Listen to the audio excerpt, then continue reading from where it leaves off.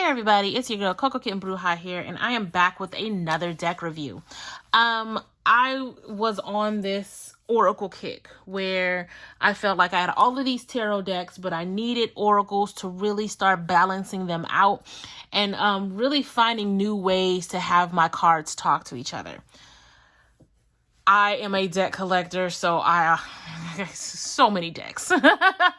And so when I start getting too many of one type, I feel like I have to start getting more of the other type to balance things out so I can start seeing who wants to play with who and all of this stuff. Anyway, that led me to Amazon. And I realized that Colette Baron-Reid had something popping, but it was on pre-order. So I was like, say less, sis. We're getting the Shaman's Dream Oracle. Colette Baron-Reid has not done me wrong, so anything that she makes, I'm here for it. With that being said, this is also in conjunction with Alberto Villoldo and illustrated by Jenna Della Taglia. Y'all, look, words don't word all the time. And I'm sorry for butchering this person's name. But we're going to get into these cards, right? So it is a hinge box. It says, we are all sacred dreamers, dreaming the world into being. I love that because that is how alignment works, right? We take dreams, put them into actions, create something tangible to bring into being. So before we get into lay cards, we're going to get into the book. Which the back of the cards just feels very luxurious to me. Anywho, in typical Colette Baron-Reid fashion, we have our nice thick little book here that's going to give us everything we need in a font that's easily readable, right? So,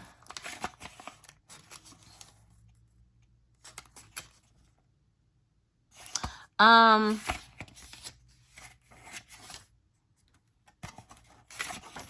Mystical Shaman's Oracle. I'm pretty sure I have that one too. Anyway, so here we are with our intro, message from the authors, how to use the deck with the spreads and all that fun stuff. And then, of course, this particular table of contents, these cards are numbered in alphabetical order, which, you know, I have OCD, so that works for me. And we go into the message, the intro, you know, talking about the different spreads on how to work with the deck. And now let's get into the cards. So it's not in color. There's no picture of the card, but very easy, comprehensive meaning. You know, you're not reading paragraph on paragraph on paragraph. It's very easy to read. You have your keynotes here and then your breakdown here. And it just goes completely through. Not a lot of bells and whistles, but honestly, if it's the font... Ooh, excuse me. Ooh, sorry, y'all. If the font is big enough for me to read and I know what card I'm looking at, that's all I really need. So I feel like this is very beginner friendly. It's definitely something that doesn't take a lot of extra work to use. Typical size. My hand is like medium size, average. So it's typical size for an oracle, slightly bigger than a tarot deck. They are semi-glossy. So they have a matte finish, but you're going to get a little bit of feedback. You're going to get a little bit of feedback there. For those who will be using this deck for photography or for video.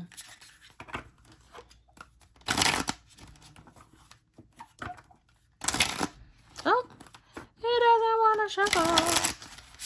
Usually when a deck does that, I feel like that spirit letting me know, like, hey, don't shuffle no more. And then I'll be trying to shuffle some more. Yeah, I don't mind my foolishness. But yes, side shuffling, bridge shuffling, all very easy to do. Apparently, this is a card that want to come out. So we're going to start with this card and then we'll get into the rest. But deep quiet, meditation and stillness. This is very much third eye crown chakra energy here. I don't know who needs to hear this, but it's time for you to sit down and go within. right? Be still. Stop entertaining people every time that you have a free moment. And this is a hashtag self-drag. But it is time for you to sit in silence. It is time for you to sit in stillness and be open to receive the messages that's coming for you. This is an 11 card. This is about alignment, right? So now let's look at the other cards. You can very much get chakra energy from these cards based on how vibrant the colors are. So we have the full picture, we have the number, we have the card itself, and then keywords or a keyword. This is typical Colette Baron-Reid. I love her style of cards, her imagery. This has a softer feel to it. There's not a whole lot to it like you would see in the Wisdom of the Oracle or even the Enchanted Map. This has a softer feel to it, but beautiful nonetheless. Very diverse. Some are abstract, some have humanoid vibes to it. Like, look at that. That's gorgeous.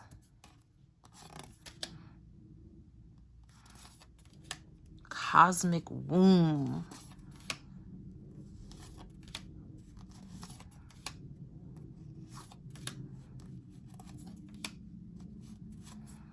I didn't even have to think about this particular deck. It was Colette Baron-Reid, Shaman's Dream. Like, I think I saw 1 or 2 cards and was like, yep, take my money immediately. Like,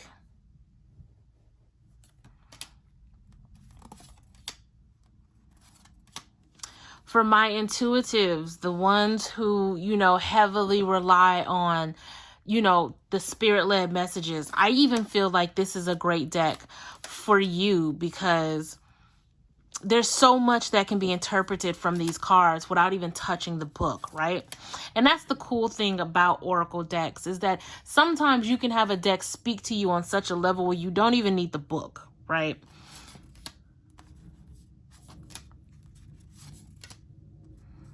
Just gorgeous, gorgeous imagery.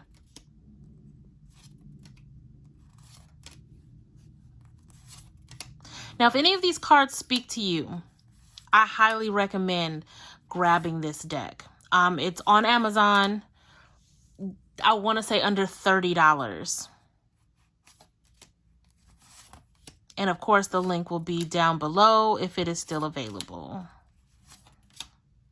But this is, I want to say, a Hay House deck. So you should be able to go there if it's not on Amazon.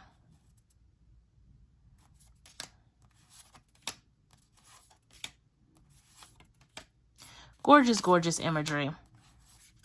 You guys let me know how you feel about this in the comments. Hit that like, subscribe, and share. Do all of those fun things. And make sure you ring that bell so you can get notifications. And, you know, we can keep this little fun thing we got going, right? Let me know how you feel about this deck. How you feel about, you know, her latest work. I will catch y'all on the flip side, and I am sending you tons and tons of love and light. And of course, until next time, peace.